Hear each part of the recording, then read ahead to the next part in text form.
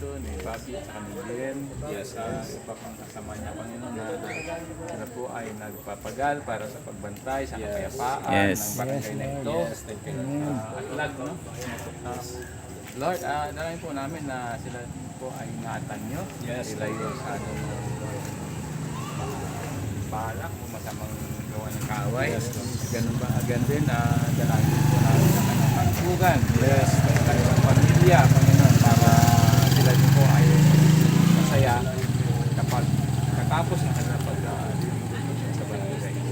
Panginoon, ikaw po ang patuloy na mag-ingat sa kanila, magbantay sa kanila. Yes. Maging ang kapitan ng barangay nito, Panginoon, ikaw rin po ang magpapala para sa ikabubuti.